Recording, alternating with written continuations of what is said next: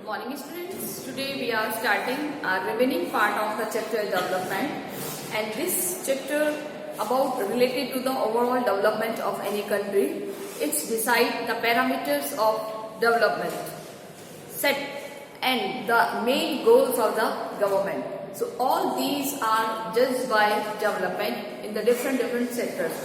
Just like we have already discussed about the modernization in the technical sector and in the industrial sector.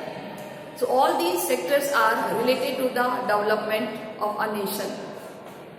If a government aware regarding the development, aware regarding the welfare of the people and the nation, so no doubt they will work regularly. They will work according to the need of people. They will work regularly to enhance the living standard of the people.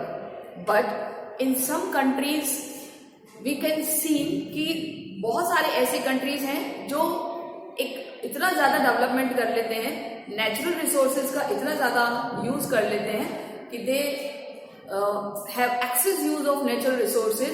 एक gap आ जाता है rich and poor का. Clear? तो all these things are depend on the overuse of natural resources, because हम जानते हैं कि हमारा डेवलपमेंट किस पे टिका है? नेचुरल रिसोर्सेज पर, है ना. हम जितने भी माइनिंग के प्रोसेस करते हैं या जितने भी हम रॉ मटेरियल लेते हैं जिनसे हम फिनिश गुड प्रिपेयर करते हैं, ये हमें बाय नेचर मिलते हैं और नेचर ने हमें लिमिटेड दी है ये चीज. तो अगर हम इनको ओवर यूज करेंगे तो नो डाउट हम बहुत लंबे टाइम तक डेवलपमेंट नहीं कर पाएंगे, ना ही हमारी फ्यूचर जनरेशन इसका प्रॉपर यूज कर पाएगी. So that's why should with क्या होना चाहिए यहाँ पर? So there should be limited use of the natural resources. तो अब हम उसका एक नेक्स्ट कंटेंट में बात करेंगे. Assessing of the development. Assessing करना यानी किसी चीज को एनालाइज करना, उसका मूल्यांकन करना, चेक करना. तो अब हम देखेंगे कि क्या डेवलपमेंट जो हम कर रहे हैं वो सही है या गलत है. तो हमारा आज का टॉपिक है एसेसिंग ऑफ डेवलपमेंट, यानी हम उसको कैसे चेक करें, यानी चेक करना. क्लियर? तो जैसे आपको बताया था मैंने अभी कि अगर हम बहुत ज्यादा ओवर यूज करते हैं किसी चीज का तो no doubt it is dangerous for the society and it is create a gap between the rich and poor. So it creates the inequalities, है ना. अगर हमारी सोसाइटी में एक बहुत बड़ा गैप है रिच और पुअर का तो क्या बढ़ जाती है? एक इनइक्वालिटी, एक डिस्क्रिमिनेशन बढ़ जाता है, एक डिससेटिस्फेक्शन आ जाता है. तो हम देखेंगे इस वाले कंटेंट में कि some countries had some success in the increasing their rate of economic growth. किसी कंट्री की अगर हम इकोनॉमिक ग्रोथ देखें तो उस बेसिस पर ही हम उसका एनालाइज कर सकते हैं किसका? डेवलपमेंट का. क्लियर? तो आप याद रखिए कि किसी भी कंट्री की इकोनॉमिक ग्रोथ के बेसिस पर ही हम उसका क्या पता लगा सकते हैं? डेवलपमेंट. आपने एक थिंग सुनी होगी per capita income. Yes ma'am. सुना? अगर किसी पर्सन की पर कैपिटा इनकम या किसी कंट्री के लोगों की पर कैपिटा इनकम लो होती है, कम होती है, तो वो किसमें आता है? Under development. किसमें आता है? Under development. अगर यही पर कैपिटा इनकम हाई होती है तो नो डाउट वो रिच कंट्रीज में आता है. लेकिन क्या आपको लगता है कि सारे दुनिया के जितने भी देश हैं सबकी पर कैपिटा इनकम इक्वल है? नो. तो यहाँ पर भी वही दो कैटेगरीज की कंट्री आ जाते हैं, दैट इज डेवलप्ड और डेवलपिंग. अंडर डेवलप्ड भी हम इसको कह सकते हैं. तो ये जो होते हैं ये कंट्रीज अगर हम बात करें तो सारे वेस्ट यूरोपियन कंट्रीज हैं, वेस्टर्न कंट्रीज हैं या फिर यूरोपियन कंट्रीज हैं. लाइक यूएसए हो गया, ब्रिटेन हो गया, फ्रांस हो गया, है ना. ये सारे कंट्रीज कैसे हो गए? ऐसे जिनकी पर कैपिटा इनकम बहुत अच्छी है. पर कैपिटा को कहते हैं प्रति व्यक्ति आय, यानी आपके देश में जितनी भी पॉपुलेशन है उस सबकी आय कितनी होनी चाहिए वो डिपेंड करता है आपके पर कैपिटा इनकम पर. दूसरी तरफ वो कंट्रीज हैं जो अभी डेवलपिंग फॉर्म से गुजर रहे हैं। इसमें सारे एशियन और अफ्रीकन कंट्रीज आ जाते हैं। एशियन और अफ्रीकन कंट्री जो अभी अभी क्या हुए थे, decolonized. What is the meaning of decolonized? आजाद हुए थे किसी न किसी बड़े कंट्री से, और ज्यादातर बड़े कंट्री ही इनको क्या बनाते हैं, अपनी कॉलोनी बनाते हैं। क्लियर? दूसरी चीज, यहाँ के लोगों का जो लो इनकम ऑफ या फिर हम कह सकते हैं पर कैपिटा इनकम होती है, वो बहुत लो होती है, कम होती है। तो ऐसे में कौन सी वाली कंट्री ज्यादा डेवलप करेंगे? Western countries. क्लियर? दूसरा, यहाँ पर जो नेचुरल रिसोर्सेज है इन कंट्रीज का, वो कुछ रिच हाथों में रह जाता है। किन हाथों में रह जाता है? Some ultra rich persons. Ultra rich person, ultra rich यानी कि कुछ अमीर व्यक्तियों के हाथों में रह जाता है। अगर हम इंडिया की बात करें तो बहुत सारे जो बिजनेस ग्रुप्स हैं या पॉलिटिशियंस हैं, ज्यादातर यही लोग के हाथों में होती है सारी बागडोर। जो कॉमन पीपल होता है, एक आम आदमी होता है, तो वो तो अपने आप को बस सर्वाइव ही कर रहा है। तो क्यों? क्योंकि नेचुरल रिसोर्सेज पर सारा इनका कैप्चर है।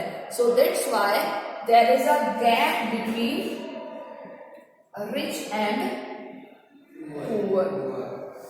कहाँ देखने को मिलता है ये? इस तरह के कंट्रीज में, क्योंकि वहां पर जो डेवलपमेंट का प्रोसेस है वो इक्वल नहीं है। कैसा है? इनइक्वल है। ओके, सो अगर हम इसको मूल्यांकन करें, इसको हम चेक करें, इसको हम एसेसाइन करें, तो फिर हम पता लगाएंगे कि जो डेवलपमेंट के नाम पर हो रहा है इट इज नॉट इक्वल। कि कुछ कंट्रीज जो है वो बहुत ज्यादा रिच होते जा रहे हैं, जबकि कुछ कंट्री अभी भी बेचारे डेवलपिंग फॉर्म में चल रहे हैं, वो उतना प्रॉपर डेवलप नहीं हो रहा। अगर हम इंडिया का एग्जांपल दें, 1947 से जब से इंडिपेंडेंट हुआ और आज तक लगभग 70 साल हो चुके हैं, अभी प्रॉपर डेवलपमेंट नहीं हुआ है। क्यों? क्योंकि एक तो हमारे यहाँ पर पॉवर्टी का रेशियो इतना ज्यादा है, इलिटरेसी का रेशियो, पॉपुलेशन बहुत ज्यादा है, नेचुरल रिसोर्सेज कुछ हाथों में है, तो जिसकी वजह से उसका बेनिफिट सबको नहीं मिलता। कहते तो है कि गवर्नमेंट डेवलपमेंट कर रही है, बट उसका उतना रिजल्ट नहीं मिल रहा एज पर expectation. So that's why the African countries and the Asian countries are lag behind as comparatively western countries. Is this clear? Is this clear? Yes, you have also clear the reason of the Asian African countries कि वो lag behind है, उनके पीछे हैं। Okay, so we will see in this paragraph that is कि some countries have some success in the increasing their rate of growth, even reducing poverty, but overall inequalities have not been seriously reduced in the poverty continue to be the problem of developing world।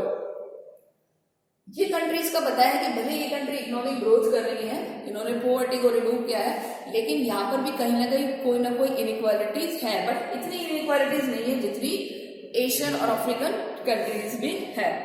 So as we saw earlier, the assume that the benefits of growth and the was trickles down to the protest and underprivileged section of the society, so thereby raise the standard of the living of all. However, the world or gap between the rich and poor, तो कहीं ना कहीं हमें एक gap नजर आता है, gap बढ़ता जा रहा है रिच और पुअर का। Clear? So growth doesn't necessarily to translate into a fair distribution of its benefit. When economic growth and the redistribution do not go together, the benefits likely to concerned by those who are already privileged। यानी कि in society में भी कुछ ऐसे person हैं जो already privilege है। Already privilege होना इन द सेंस कि whenever they have right to the by birth, जिनको जन्म से ही अधिकार मिले होते हैं। और यहाँ पर भी कुछ ऐसे हैं जो बेचारे क्राइसिस कर रहे हैं। बट अगर हम यहाँ ऐसी कंट्रीज की बात करें तो there is a lot of ratio of this kind of person, ठीक है, जिनको बर्थ प्रिविलेज नहीं मिलता, जन्म के आधार पर सुविधाएं नहीं मिलती। क्योंकि हम सभी जानते हैं हमारी प्रिविलेज क्या है। एक प्रिविलेज पर्सन कौन होता है? जिसके पास सारे राइट्स होते हैं, जिसके पास प्रॉपर्टीज होती है, लैंड्स होते हैं, सुख सुविधाएं सारी होती है। लेकिन ऐसे लोगों का रेशियो बहुत कम है। So it is is now increasingly being recognized there are a need to be adopt a broader nation development, and excessive focus on the economic growth has not only given rise to the wide range of problems, but even economic growth has not always been the satisfactory. Hence, the development is now being viewed in broader terms to process which should improve the quality life of the people. Yes.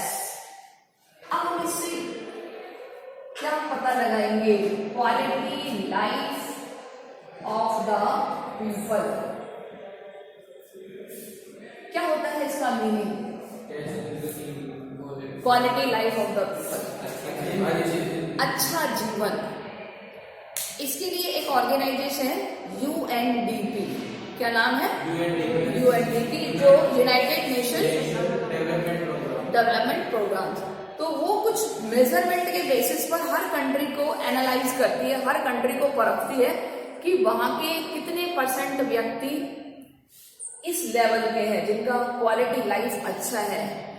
कहते हैं ना कि आपका quality time अच्छा होना चाहिए। What is the quality time? जैसे आप 1 घंटे पढ़ने बैठते हो, आप उस 1 घंटे में से आपका क्वालिटी टाइम कितना होता है पढ़ने का? लगभग 20 मिनट या आधा घंटा।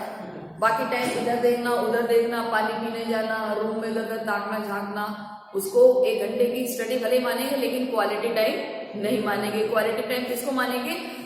जब आपने उसको बहुत ध्यान से पढ़ा और समझा। अगर आप 1 घंटे बुक लेके बैठे तो उसको पढ़ना नहीं कहेंगे। ओके, तो जस्ट क्वालिटी टाइम की कितने लोग सुखी हैं आपके देश में रह रहे हैं, एक अलग बात है। सुखी हैं, प्रिविलेज है, उनकी बेसिक नीड्स कितनी पूरी हो रही है, कितने लोगों का जो लिविंग स्टैंडर्ड है वो अप है, सारी सुख सुविधाएं उनके घर में।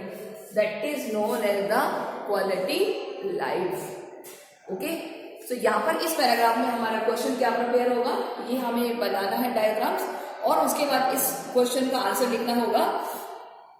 नेक्स्ट हमारा जो क्वेश्चन होगा that is the right a short note on the assessing of development. Development का मूल्यांकन करें। ठीक है, लिख लीजिए क्वेश्चन आप। Right A short note on assessing of development. Clear? यानी डेवलपमेंट को हम कैसे चेक करें। नेक्स्ट क्वेश्चन लिखेंगे हम UNDP के रिलेटेड कि UNDP का क्या रोल होता है। बता दो।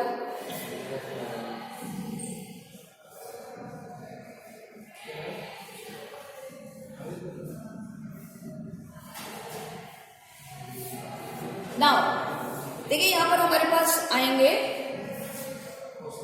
HDI ह्यूमन डेवलपमेंट इंडेक्स या HDI या रिपोर्ट। ठीक है, जिसको कौन प्रिपेयर करवाता है? UNDP। इसके बारे में अब हम पढ़ेंगे। सबसे पहले इनके बारे में पढ़ते हैं, ये क्या है। देखिए, if development is understood the process which aims to improve the quality of life of people, it could be argued to measuring the rate of economic growth alone would be an inadequate to the terms of misleading indicator of development. So there is now search for alternative ways to measuring development. One such attempt is the HD report, which is annually brought out by the UNDP. UNDP कौन सी report prepare करता है? Human development report या index. ठीक है, UNDP एक organisation का नाम है जिसका फुल फॉर्म क्या है? United National Development Programme. ठीक है, ये कौन सी रिपोर्ट प्रिपेयर करता है? HD report. Human develop index बनाना मतलब रिपोर्ट बनाना। I और R का मतलब एक ही होता है। ठीक है, R को रिपोर्ट तैयार करना, और रिपोर्ट आपको पता ही है इस तरीके से इंडेक्स भी तैयार की जाती है, इसको इंडेक्स बोलते हैं। Okay, so don't confuse. अब देखिए इसकी रिपोर्ट में क्या होता है। This report rank the countries on the basis of their performance with the social indicator like literacy और एजुकेशन लेवल। सबसे पहले क्या देखते हैं ये? Education level. What is seen by this? First level that is the education level, कि कितने लोग लिटरेट है वहां पर उस कंट्री में, उस रिपोर्ट में तैयार किया जाता है। सेकंड होती है लाइफ एक्सपेक्टेंसी, लाइफ एक्सपेक्टेंसी, जीवन जीने की क्षमता, यानी कि कितने लोग स्वस्थ हैं, कितने लोग जल्दी मर जाते हैं, उनकी लाइफ एक्सपेक्टेंसी क्या है। और तीसरी चीज देखते हैं मैटरनल मोर्टेलिटी, मोर्टेलिटी यानी मृत्यु दर क्या है, लाइक द लिटरेसी और education rates. So this we are call at the human development index. Human development index में क्या क्या चीजें देखी जाती है, एजुकेशन की कितने लोग पढ़े लिखे हैं, लाइफ एक्सपेक्टेंसी की वो उनकी कितने साल तक जीते हैं, मोर्टेलिटी रेट कितनी है, मृत्यु दर कितनी है, मृत्यु दर कि कितने % लोग मरते हैं। क्लियर। तो ये तीन चीजें किससे तैयार की जाती है, कौन से इंडेक्स में। अब जैसे मैंने 3 इंडेक्स कर दिए 1 2 3, ठीक है। तो यहाँ पर हम क्या डालेंगे, एजुकेशन, यहाँ क्या डालेंगे, लाइफ एक्सपेक्टेंसी, यहाँ पर मोर्टेलिटी रेट। सपोज यहाँ पर लोग 10 लोग एजुकेटेड है, 8 लोग की लाइफ एक्सपेक्टेंसी 80 साल है और मोर्टेलिटी रेट यहाँ की 6 है, 6 लोग मर जाते हैं साल में। एनुअली बेसिस पर होता है ये सब, किस बेसिस पर होता है, एनुअली, एनुअली मतलब साल में। इस तरीके से क्या तैयार कर रहे हैं हम, इंडेक्स रिपोर्ट। कौन तैयार करता है ये, यूएनडीपी। इस रिपोर्ट को क्या कहते हैं, HDI, human development index. Clear. तो आप क्वेश्चन लिखेंगे राइट अबाउट HDI और यूएनडीपी, ठीक है। और इनके बेसिस पर ही उनको एज अ कंपैरेटिवली एनालाइज किया जाता है कि according to the conception development should be a process which allow more and more people to make meaningful choice and the precondition the fulfillment of the basic needs like food, education, health and the shelter. So this is called the approach, popular slogan like roti kapda aur makan, and the garibi hatao, bijli, sadak, pani, these concepts fulfill needs of the basic need.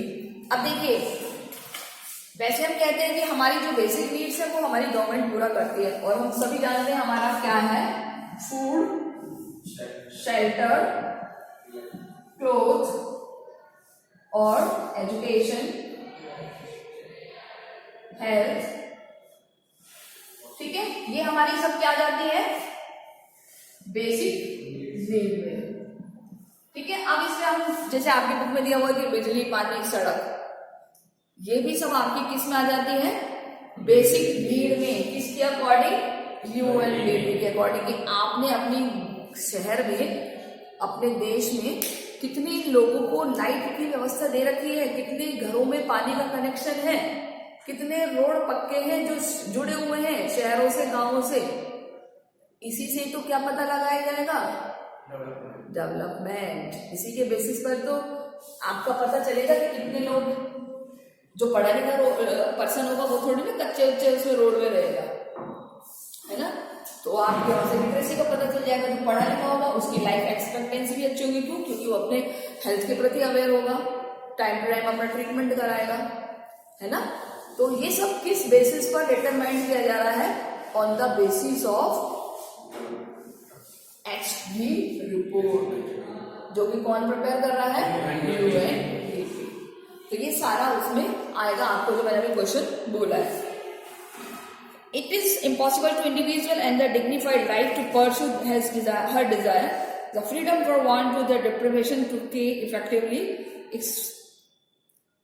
exercising one's choice and the pursuing one's desire. The people die to the starvation or could due to the lack of food and shelter. If the children are working in street, being to the school, it is indicate to underdevelopment. What is the definition of underdevelopment? Under development की definition क्या है, इसका meaning हमें डालना है। The country which GDP is बढ़ रहा है। देखिए, सबसे पहला कि अगर बच्चे किससे मर रहे हैं, स्टारवेशन। स्टारवेशन मतलब भूखमरी, भूख से मर रहे हैं। बच्चे स्कूल जाने के बजाय क्या कर रहे हैं, कहीं ना कहीं काम कर रहे हैं। और तीसरा पैरामीटर दिया है कि the indicator to state of the under development. ये सारी बातें क्या शो कर रही है कि आपका कंट्री अभी डेवलप नहीं है। क्या है, अंडर डेवलप्ड है। क्लियर, वेरी इजी, ठीक है।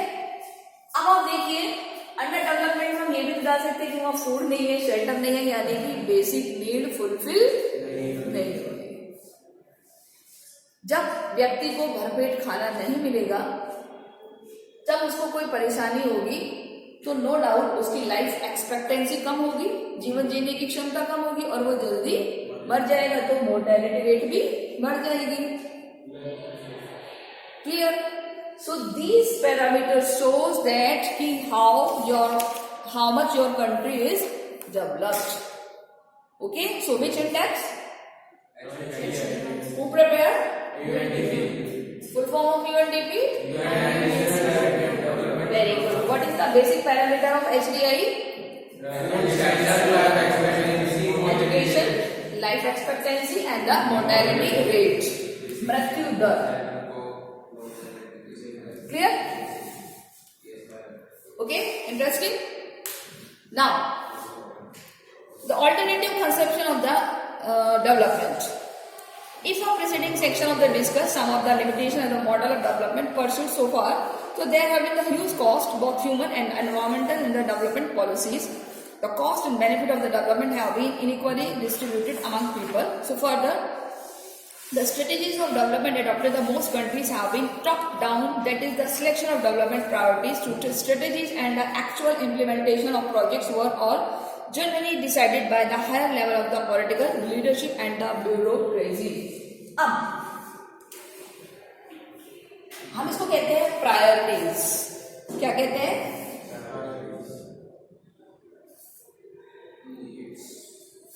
क्या होती है प्रायोरिटीज? प्रायोरिटीज ऑफ डेवलपमेंट कौन डिसाइड करता है? हमारे पॉलिटिकल लीडर्स, राजनेता, एमएलए हो या एमपी हो। क्या आपको लगता है कि राजनेता इक्वली पॉलिसी अपनाते हैं? नहीं। तभी तो इनइक्वल डेवलपमेंट होता है कि कोई एरिया तो इतना डेवलप हो गया, कोई स्टेट बेचारा पिछड़ा हुआ है। तो हमारे जो डेवलपमेंट की प्रायोरिटी है कौन डिसाइड करता है? Political leader and the bureaucracy member. Bureaucracy आप जानते हो ना,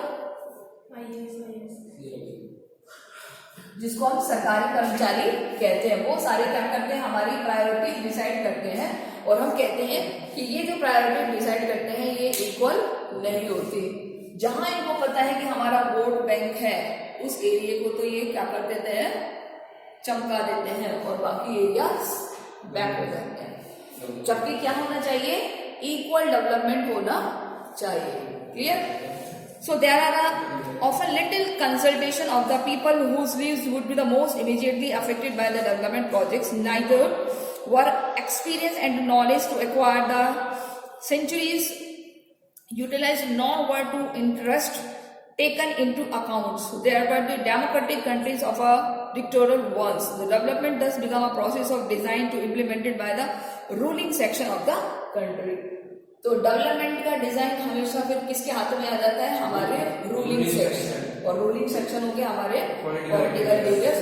तो पॉलिटिकल लीडर्स से जो पॉलिसी तैयार किया उसको इम्प्लीमेंट करेगा हमारा ब्यूरोक्रेसी डिपार्टमेंट, हमारे सरकारी कर्मचारी। क्लियर? या तो पब्लिक अवेयर हो, पब्लिक इंटरेस्ट ले कि नहीं भाई हमारे यहाँ की सड़क अच्छी है, हमें तो पक्का चाहिए, नेताजी हमें नहीं पता कुछ भी, हमें तो चाहिए मतलब चाहिए। क्या ऐसा दमखम होता है कि जनता में? नहीं होता। पीआई एक अलग चीज है बेटा, पब्लिक इंटरेस्ट लिटिगेशन वो एक अलग चीज है। वो आप जुडिशरी से जुड़े हुए काम के लिए कर सकते हो, लेकिन आप अपने डेवलपमेंट से जुड़े राइट्स के बारे में कितने अवेयर हो? मंत्री जी कहेंगे हाँ हाँ बेटा डोंट वरी, आपकी बार आऊंगा, यहाँ की सड़क पक्की मिलेगी तुम्हें। अब वो जाने कब आएंगे कब गुजरेंगे, आप उसके घर जाओगे, चक्कर काटते रहोगे, तब तक भी काम नहीं होता। फिर काम कब होएगा? जब नेक्स्ट इलेक्शन का टाइम आएगा। उसकी शुरुआत तो हो जाएगी, पब्लिक के मन में ही हो जाएगा कि हाँ नेताजी ने करा। बाकी वही ढाक के 3 पाथ। बहुत कम होता है जो इसके रिगार्डिंग सिंसियर होते हैं। क्लियर? तो डेवलपमेंट के बारे में जो हमारे अल्टरनेटिव कंसेप्शंस हैं वो ये कि कभी भी इक्वल नहीं होता, इनइक्वल होता है। अगर डेवलपमेंट करना है तो उसकी कुछ प्रायोरिटीज होनी चाहिए कि जो एरिया अभी तक डेवलप्ड नहीं है उनको पहले डेवलप करें, जो एरिया कंप्लीटली डेवलप्ड है उनको किस तरीके से सेफ रखा जाए इसके बारे में सोचिए। जो बिल्कुल भी डेवलप नहीं है उन एरिया से शुरुआत की जानी चाहिए, और ये सब कर सकते हैं हमारे ओनली पॉलिटिकल लीडर्स या हमारी रूलिंग क्लास, क्योंकि गवर्नमेंट के हाथ में ही है ये सारे projects. Okay, now in the segment right claims, so we have noted about the benefit of development have been largely carried by the powerful peoples. अगर हम बात करें कि हमारा जो कहीं पर भी एक्सप्लॉयटेशन होता है रिगार्डिंग टू नेचुरल रिसोर्सेज, तो we can complain regarding this कि हमारा लाइवलीहुड हमारा एक राइट है, हमारा जीवन यापन हमारा एक राइट है जिसको हम अपने अकॉर्डिंग फॉलो करेंगे। बट किसी की ग्रीड की वजह से हम उसको एक्सप्लॉइट नहीं होने देंगे। बेसिकली ट्राइब्स इस तरह से एक्सप्लॉइट होती हैं, लेकिन अगर हम देखें तो हमारी गवर्नमेंट जब हमारे लिए वर्क कर रही है, जहाँ डेमोक्रेसी है, तो हम उसके खिलाफ आवाज उठा सकते हैं।